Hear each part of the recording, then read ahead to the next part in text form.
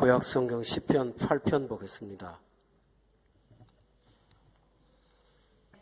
오늘 본문 말씀은 창세기 1장에 나오는 그 내용과 로마서 1장에 나오는 내용과 연관이 있습니다.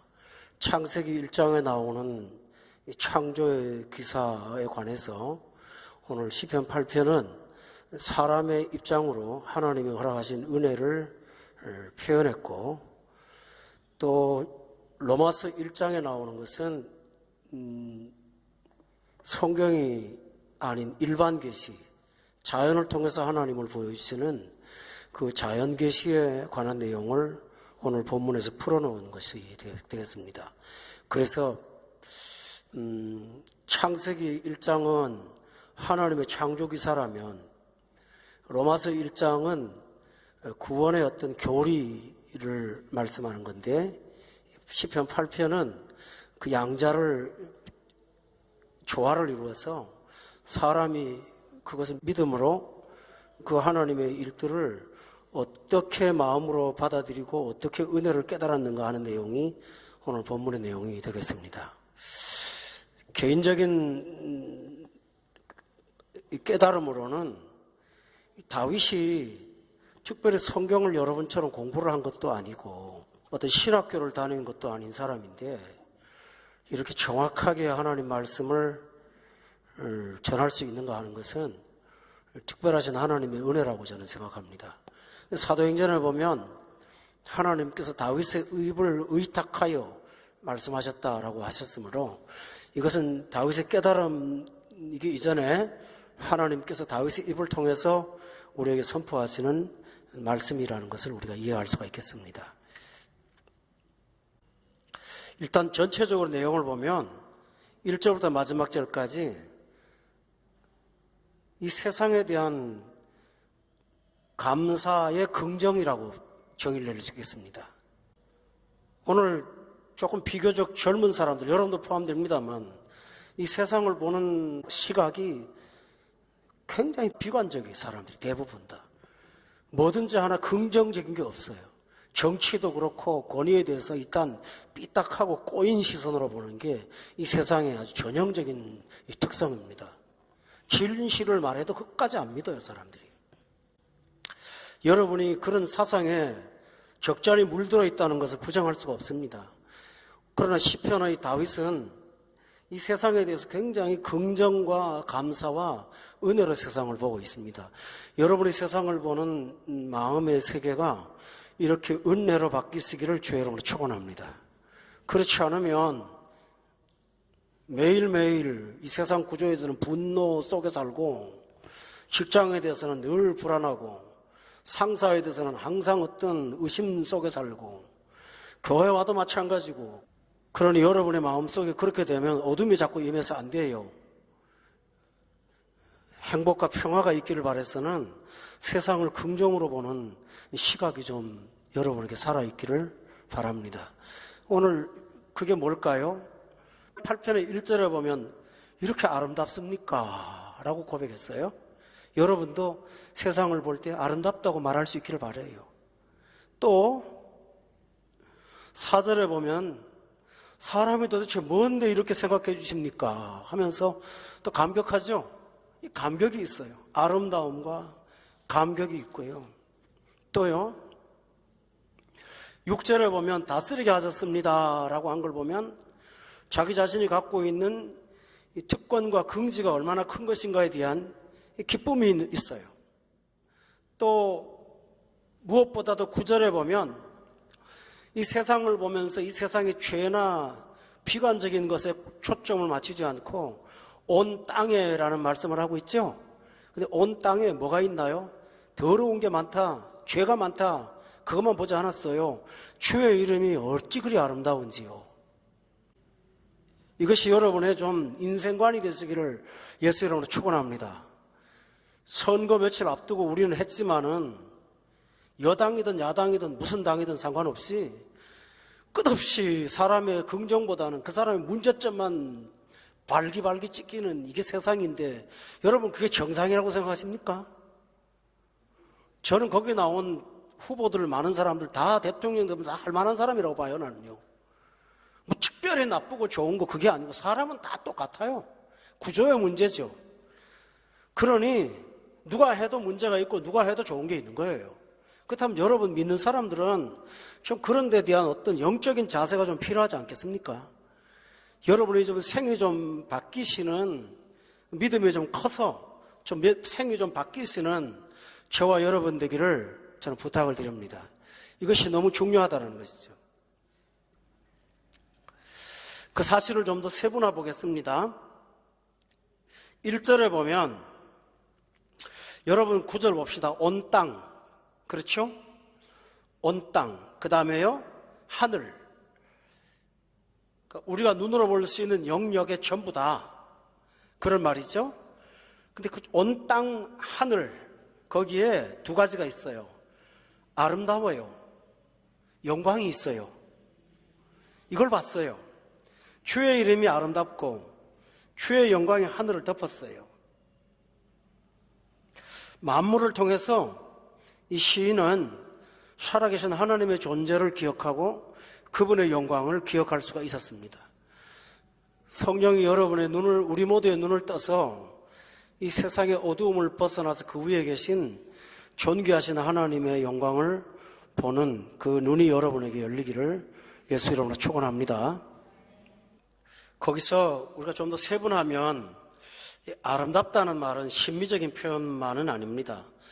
여러분이 창세기에서 하나님이 세상을 창조하시면 항상 반복하셨던 말씀이 하나 있어요. 좋았더라 라고 했죠. 하나님은 이 세상을 보고 참 좋다고 그러셨어요. 그때 하나님이 좋다고 할 때는 진달래꽃 핀 거 아니고요. 공룡도 돌아다니고 텅 빈 궁창이라고 그랬잖아요. 아무것도 없는. 그때 하나님이 좋았더라 그러셨거든요. 여러분이 그래서 이 세상을 보는 것은 이 외적인 어떤 아름다움보다는 하나님이 만든 세상은 악한 것이 없고 선이라는 것을 믿으시길 바랍니다. 인간이 악하게 만든 거지 그 자체가 악한 것은 아무것도 없어요. 술이나 담배도 마찬가지예요. 그게 자연에서 추출한 거잖아요. 그러니 그거를 유익하게 쓰는 용도로 만들었다면 그게 악하지 않아요. 그러니까 이 물질이나 무엇든지 악으로 우리가 규정할 건 아니라는 것이죠. 그런데 이런 마음이 거듭난 사람한테는 세상을 보면 참 아름답고 거듭난 사람한테는 세상에서 하나님의 영광이 가득한 것을 보게 돼요. 여러분 믿으시죠? 네, 그렇게 돼요. 그런데 육신적인 사람의 눈에는요, 전혀 반대로 보여요. 전도서를 찾아서 그 육신적인 사람의 안목이 뭔지를 한번 찾아보겠습니다. 전도서에 보면 똑같은 자연을 보면서 8절에 보세요. 1장 8절에 비교를 꼭 할 필요가 있어요. 8절 다 같이 읽읍시다. 시작.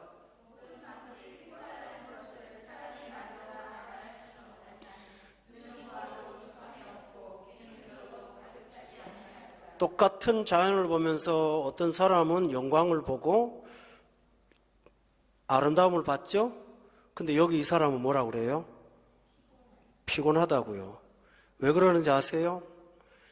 5절 보세요. 해는 뜨고 해는 지되 그 떴던 곳으로 빨리 돌아가고 바람은 남으로 불다가 북으로 돌아가며 이리 돌며 저리 돌아 바람은 그 불던 곳으로 돌아간다. 이게 뭐죠? 늘 반복하는 것이 지루하다라는 거예요. 똑같은 자연을 보면서 거듭난 사람의 눈에는 하나님의 영광이 가득한데요.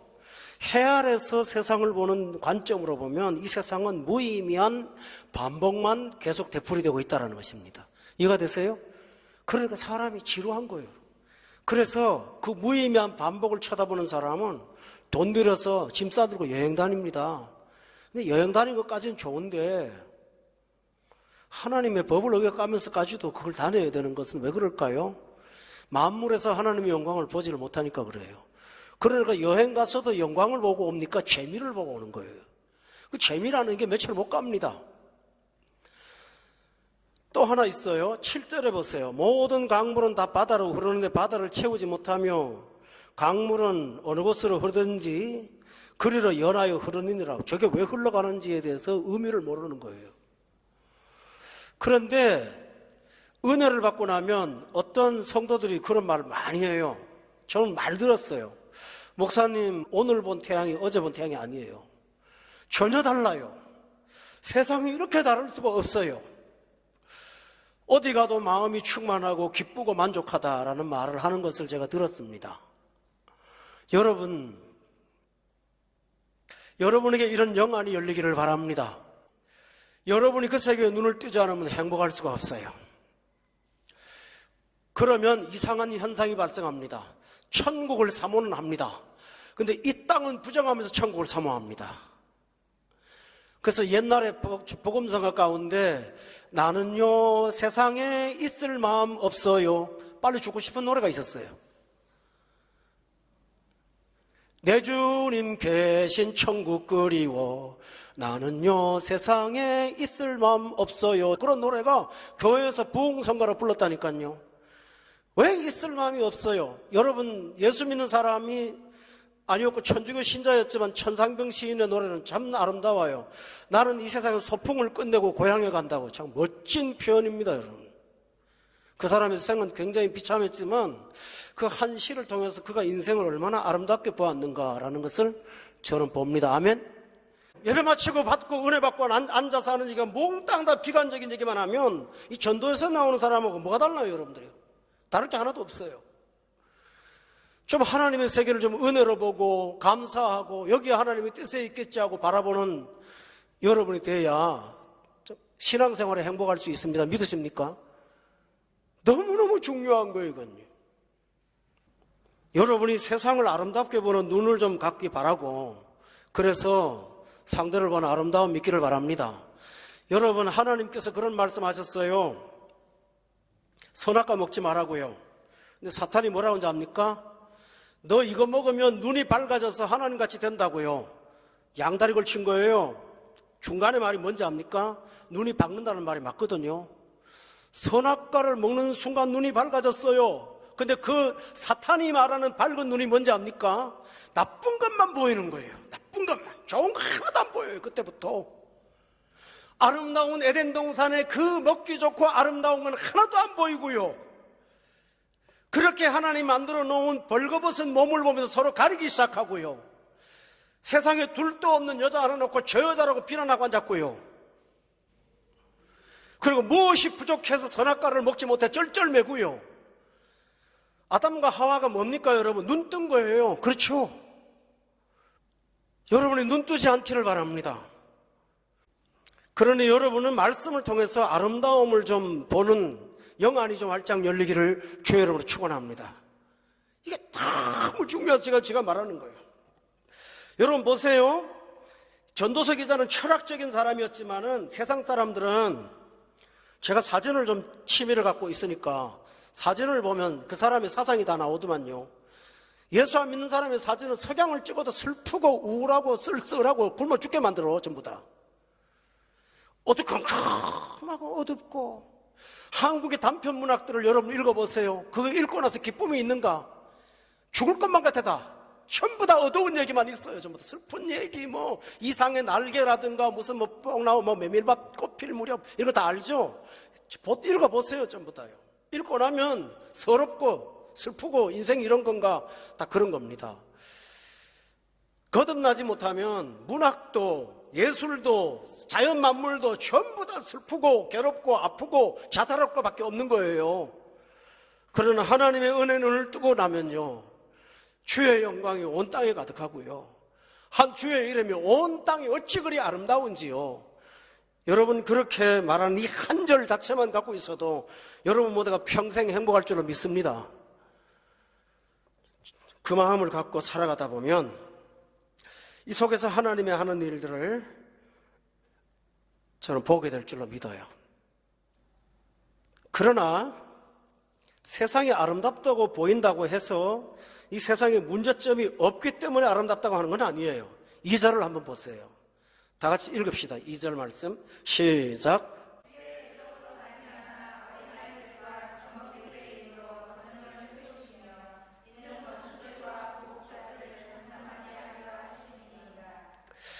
아무리 세상이 아름답다고 해서 제가 여러분 아름답다고 해서 문제가 없기 때문에 아름답다고 말하는 거 아닌 거 2절에 뭐라고 그랬죠? 주에 뭐가 있어요? 대적이 있어요. 원수가 있고요. 보복자들이 있고요. 이 세상에요. 없어서 아름다운 게 아니에요. 믿음으로 아름다운 거예요. 여러분 따라합시다. 모든 것이 합력하여 선을 이루느니라. 그게 뭐죠? 합력하여 이루어가는 것이지 원래 아름답고 있지만 이 세상은 망가져 있어요.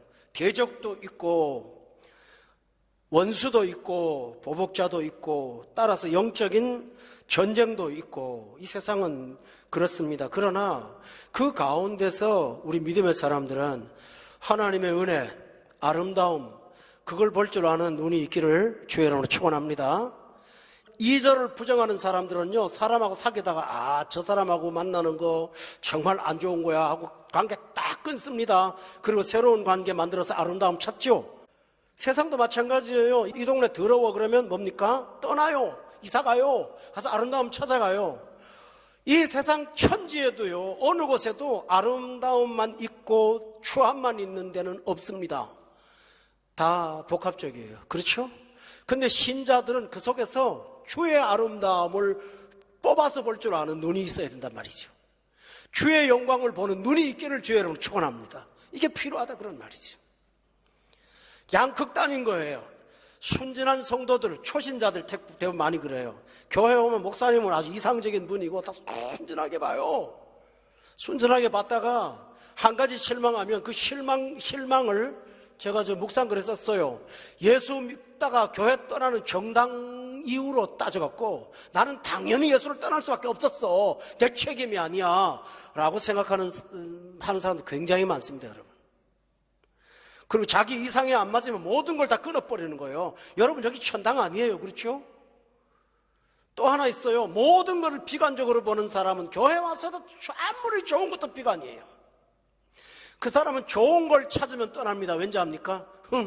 저건 위선이야. 그러고 가요. 그런 사람들은 진실이 항상 문제만 있는 거예요. 문제만. 그러니 여러분의 시각이 양자가 있기를 바랍니다.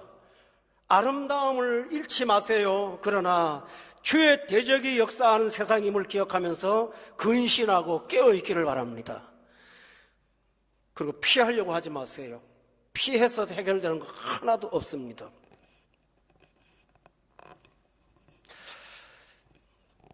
그러므로 이런 관점을 갖고 세상을 보는 사람은 다릅니다. 그러나 여러분이 또 하나 기억할 게 있어요. 2절에 보세요. 지금 우리는 양극단을 봤어요. 아름다움이 있고 대적과 원수가 있어요. 그러나 그 속에서 또 하나 볼 게 있습니다. 2절의 중간에 보면 권능이 있어요. 저는 이게 얼마나 큰 위로인지 몰라요. 아름다움과 추함의 양극단이 나누어져서 서로가 도저히 합해질 수 없는 건 사실이지만 그러나 대등하게 갈등으로만 구조가 되지 않아요. 주께서 권능을 통해서 여기 2절 끝에 뭡니까? 뭐라고 그랬죠? 잠잠케 한다고 그랬죠? 그러므로 세상은 악은 있으되 하나님의 승리가 여전히 있음을 믿기 바랍니다. 있습니다. 그런데 그 승리가 대단한 자의 승리일까요? 아니요. 2절에 보면 어린애들과 젖먹이들을 통해서도 하나님은 권능을 세우십니다. 얼마든지 능히 이길 수 있습니다. 약한 자라도 강할 수 있고 능히 이길 수가 있습니다. 그러므로 여러분은 하나님의 능력을 믿고 영광을 바라보면서 이 세상을 강하게 담대하게 싸워 사는 신자들이 될 수 있기를 바랍니다. 이것이 오늘 본문에서 나오는 이 다윗의 시에 나오는 놀라운 진리입니다.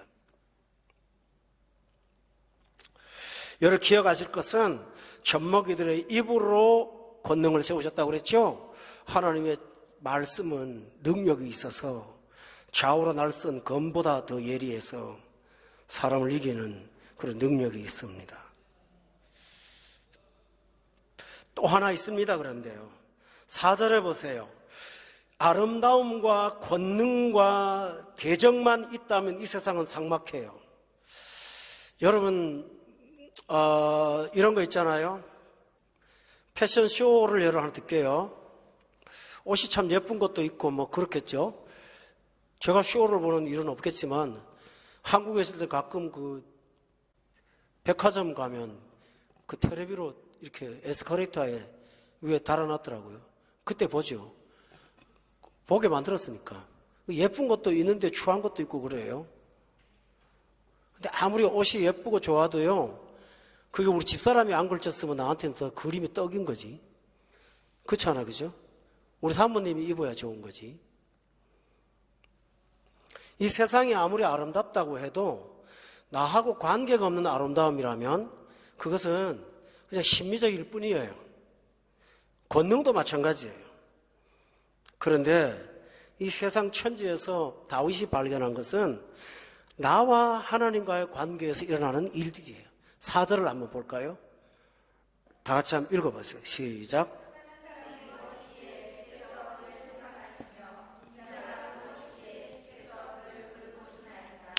여기 뭐죠? 내가 뭐라고? 그게 뭐죠? 은혜를 발견한 거예요. 이 자연 속에서. 이 3절에 한번 보세요. 주님의 손가락으로 만드신 하늘과 달과 별들을 내가 봤는데 그거하고 자기 사람하고 비교하면 사람은 아무것도 아니라는 거죠. 이 사이즈에 비해서, 그렇죠? 아무것도 아닌데 하나님이 도대체 내가 뭔데 이렇게 돌보시고 이렇게 사랑하시는가 하는 것을 자연을 보면서 하나님이 날 사랑하신다 하는 것을 본문을 통해서 본 거예요. 여러분, 여기 중요한 사실이 나옵니다. 예수 믿는 사람이 주의 아름다움만 보고 감격하는가요? 아름다움은 아름다움이에요. 참 아름답죠. 하나님이 싸워 이기는 거 힘이 있죠. 근데 인간한테 가장 다가오는 건 뭐죠? 그 크신 하나님이 날 사랑하신다는 거예요. 그게 자연에서 보인다는 거죠. 이 자연 만물을 다 쳐다봤는데 저 많은 게 뭔데 하나님이 나를 이렇게 사랑하시는가 라는 생각을 할 때 여러분이 자연계시를 통해서 받는 은혜가 있음을 믿기 바랍니다. 세상이 아름답잖아요, 그죠? 권능이 있잖아요. 하늘의 영광과 별들이 아름답죠. 그런데 그 모든 일들을 종합해서요, 하나님이 날 도우세요. 여러분을 도우세요. 역사하세요. 아멘? 하나님이 하세요. 그런 일들이 있어요. 그래서 여러분이 기억하시기 바랍니다. 이 생애 가운데는 하나님의 사랑이 여러분을 향하여 역사하고 있음을 믿으세요. 아멘? 꼭 기억하시기 바랍니다. 아무리 어려운 속에도 하나님이 일하시는 게 있다. 도대체 내가 뭔데, 권 목사가 뭐라고, 내가 뭐라고 나한테 이랬습니까? 그런 마음이 내게 들어온다라는 말이죠.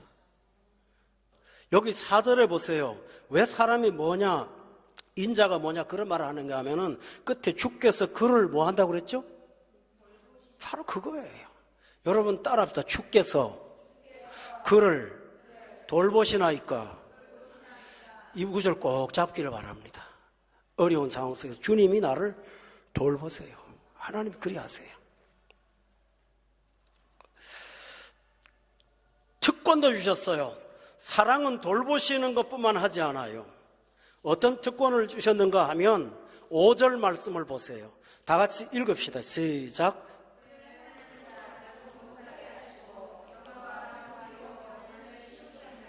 특권이죠, 그죠? 영화와 존귀로 관을 씌우셨나이다. 내가 뭐 특별한 인품이 있는 것도 아니고 특별한 권위를 누가 세운 것도 아니지만 하나님이 그를 붙들어 주시면, 영화와 존귀로 관을 씌워 주시면 그 권위를 갖고 세상을 살 수가 있어요. 우리 하나님은 이렇게 우리에게 은혜를 주십니다. 또 하나 6절에 보면 어떤 은혜 주셨습니까? 6절 다 같이 읽읍시다. 시작. 만드신 것을 다스리게 하시고 만물을 그의 발 아래 두셨으니 라고 했습니다. 하나님은 우리에게 이 세상을 다스리는 권능을 주셔서 어디 가서든지 주의 일을 하면 통치가 가능하도록 역사하시는 그 놀라우신 하나님. 그런데 그 우리의 영역이 어떤 지역에 국한되지 않고 7절과 8절에 보면 동물의 세계, 바다, 공중 모두에 다 영역이 미쳐서 하나님이 하시는 일들이 이렇게 진행되고 있음을 여러분이 믿고 성령 충만하신 여러분 되기를 예수 이름으로 축원합니다. 마지막 고백이 9절에 있어요. 은혜로운 얘기를 제가 오늘 강하게 했습니다만 여러분은 이렇게 결론을 내리기 바랍니다. 여호와 우리 주여, 주의 이름이 온 땅에 어찌 그리 아름다운지요. 날마다 이런 마음 갖고 세상을 향한 따뜻한 시선, 그리고 하나님에 대한 긍정, 그렇죠? 내게 주신 넘치는 은혜, 원수와 대적이 있지만 젖먹이를 통해서도 권능을 세우시는 하나님의 역사하심, 그 꼭 붙잡고 하루하루의 일상을 그거 붙잡고 살아가세요. 그거 붙잡고 사세요. 아멘. 그거 붙잡고 사세요. 저는 우리 교회를 하나님이 크게 축복하여서 이 중동 땅에 참복음 전하는 복음의 전당 만들어주는 거 믿습니다, 여러분. 하실 거예요, 하나님이. 우리 교회 좀 사이즈가 커져서 이 중동에 좀 거룩한 영향을 좀 끼치는 은혜가 있기를 바랍니다. 저 이번 주부터는 예배당을 올려서 일로 오는데요. 장점도 많아요. 밑에서는 깊은 강해를 못했어요, 제가. 소리가 울려갖고. 올라오니까 강해가 돼서 제가 꼭 하고 싶은 강해가 있어요. 요한복음인데요. 했던 얘기 또 하냐고 하지만 지금까지 초신자용으로 했지 제가 오래된 신자용으로 해본 적 없어요. 그건 굉장히 오래된 신자용이에요, 사실은. 그래서 그 강해를 몇 년이 될지 모르지만 난 여기 시작할 거예요. 근데 이 공간이 얼마나 좋아요. 하나님이 이곳에서 은혜를 크게 키워서 저 밑에 본당을 다시 채우는 그런 은혜가 있을 줄로 믿습니다. 교우 여러분, 늘 궁지를 갖고 기도하세요. 뜻을 갖고 기도하세요. 저는 오늘 말씀 중에서 젖먹이의 입으로 권능을 세우신다 그랬잖아요.